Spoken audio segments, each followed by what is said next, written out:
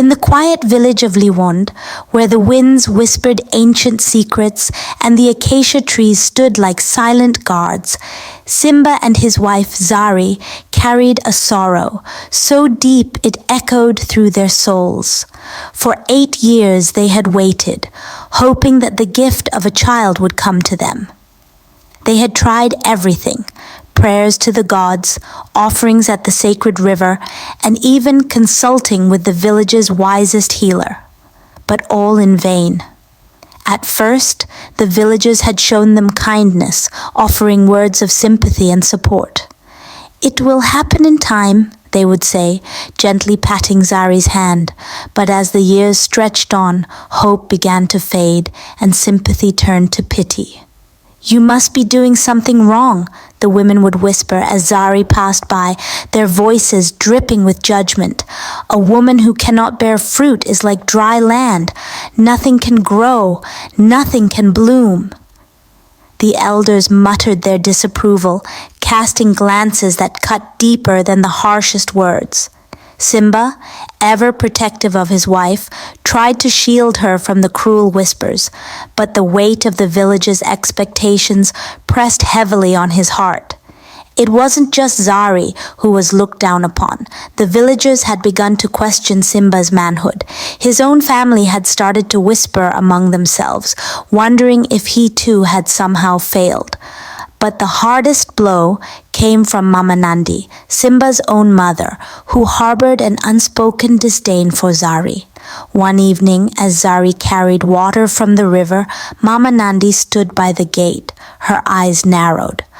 "A woman who cannot give birth is a curse upon her husband's house," she spat, her voice filled with venom.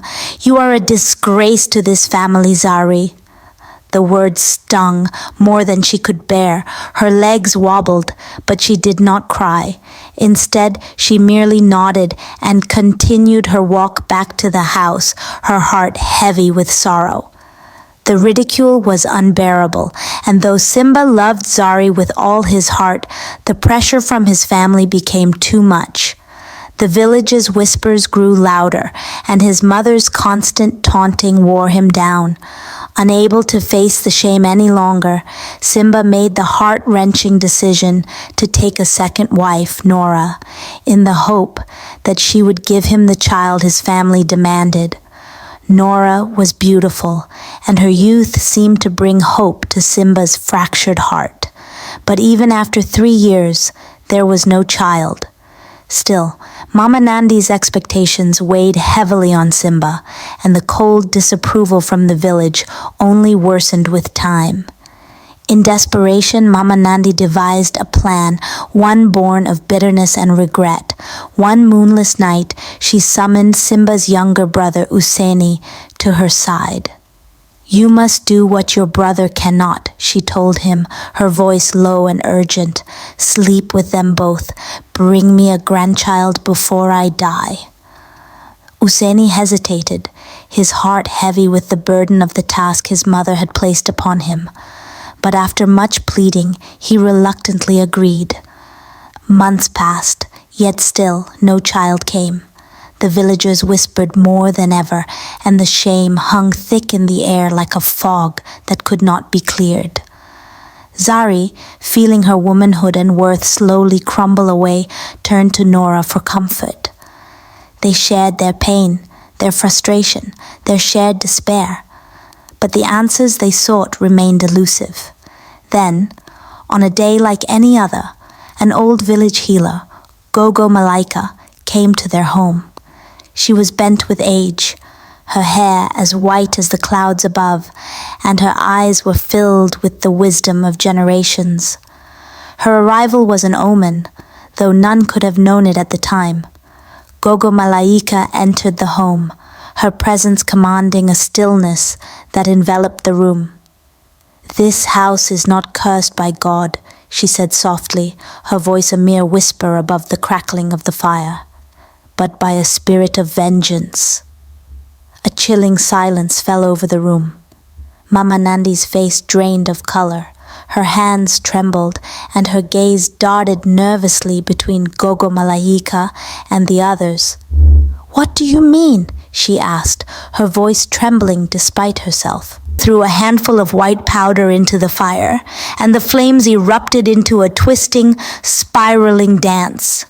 The smoke swirled and thickened until it formed into the shape of a woman, a shadowy figure, familiar yet distant. Her eyes burned with an ancient, silent fury. The figure in the smoke was Chiku, the second wife of Simba's father. The villagers had long since forgotten her, but Gogo Malaika had not. Chiku had been a woman of beauty and grace, blessed with the gift of pregnancy when Mama Nandi could not conceive. But jealousy, as always, had poisoned the heart. Chiku had been Mama Nandi's rival, and when Mama Nandi had finally grown desperate for a child of her own, she had taken matters into her own hands. One fateful evening, under the guise of fetching water, she had lured Chiku to the river. In the darkness, she had pushed her rival into the deep, murky waters, holding her down until the life within her was extinguished. But dying women do not stay silent, and Chiku had cursed Mama Nandi with her last breath. "You will never hold a grandchild in your arms," Chiku had whispered, her voice a dying wind. "As I weep in death, so shall your lineage end in tears." The revelation hit Simba like a thunderclap. His knees buckled beneath him, and he stumbled backward, his face pale with shock, his gaze fixed on his mother, his heart filled with disbelief and rage. His world had come crashing down in a single terrible moment.